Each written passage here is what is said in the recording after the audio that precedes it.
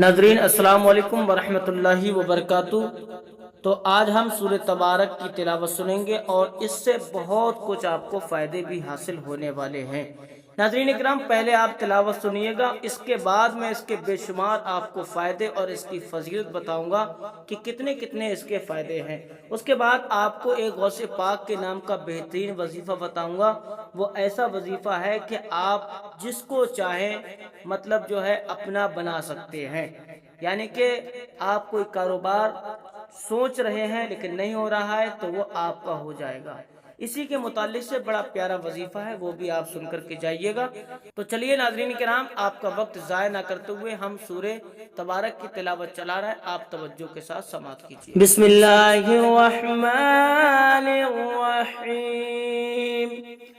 هو الذي جعل لكم الأرض ذلولا فامشوا في مناكبها وكلوا من رزقه وإليه النشور۔ أأمنتم من في السماء أن يخسف بكم الأرض فإذا هي تمور،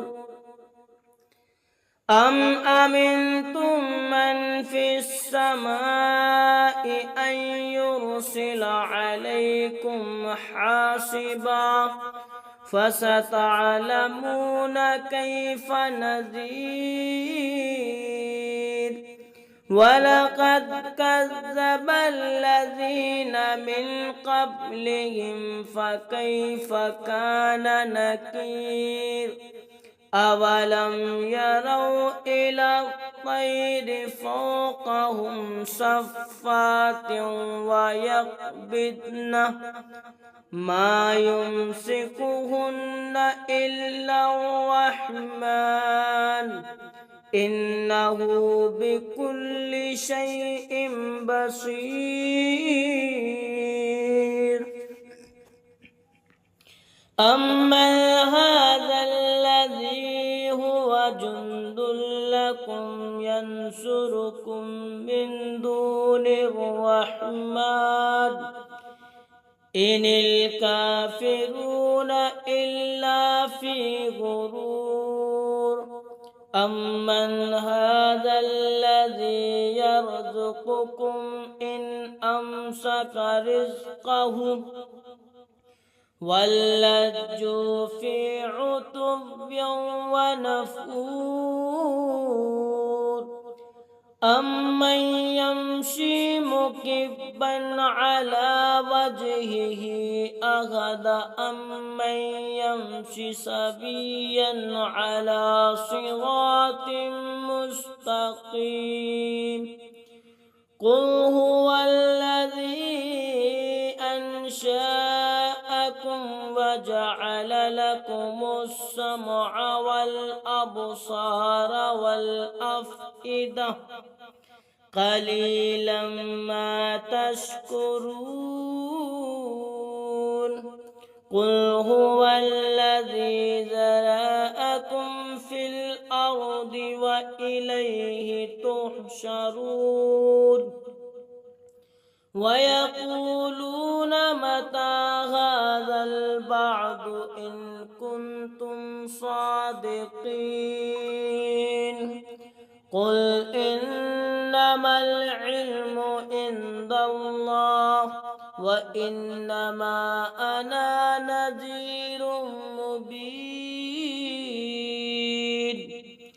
فَلَمَّا رَأَوْهُ زُلْفَةً سِيئَتْ وُجُوهُ الَّذِينَ كَفَرُوا وَقِيلَ هَٰذَا الَّذِي كُنتُمْ بِهِ تَدَّعُونَ۔ قُلْ أَرَأَيْتُمْ إِنْ أَهْلَكَنِيَ اللَّهُ وَمَن مَّعِيَ أَوْ رَحِمَنَا فَمَن يُجِيرُ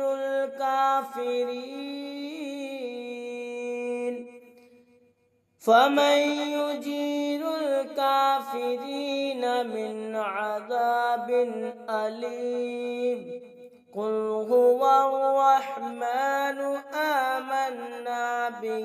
وعليه توكلنا فستعلمون من هو في ضلال مبين قل أرأيتم إن أصبح ماؤكم غورا فمن يأتكم بماء معين۔ ماشاءاللہ ناظرین کرام، آپ نے تلاوت کو سنا۔ اس کے بعد میں نے بتایا تھا کہ میں ایک بہترین غوث پاک کے نام کا آپ کو وظیفہ بتاؤں گا جس سے آپ ہر چیز حاصل کر سکتے ہیں۔ ناظرین کرام، غوث پاک کا ایک وظیفہ ہے جو آپ کو توجہ کے ساتھ سننا ہے، اور آپ کو کیسے کرنا ہے، کب کرنا ہے، یہ پورا آپ کو دھیان سے سننا ہے۔ اگر آپ چاہیں تو آپ اپنی کاپی وغیرہ میں نوٹ کر سکتے ہیں، یا پھر آپ توجہ کے ساتھ سن کر کے اور اس طریقے سے اگر آپ عمل کریں گے، وظیفہ کریں گے، تو انشاءاللہ آپ کو وہ فائدے حاصل ہوں گے جو اس کے اصل مقصد ہے۔ ناظرین کرام، اس کے فائدے کیا کیا ہیں؟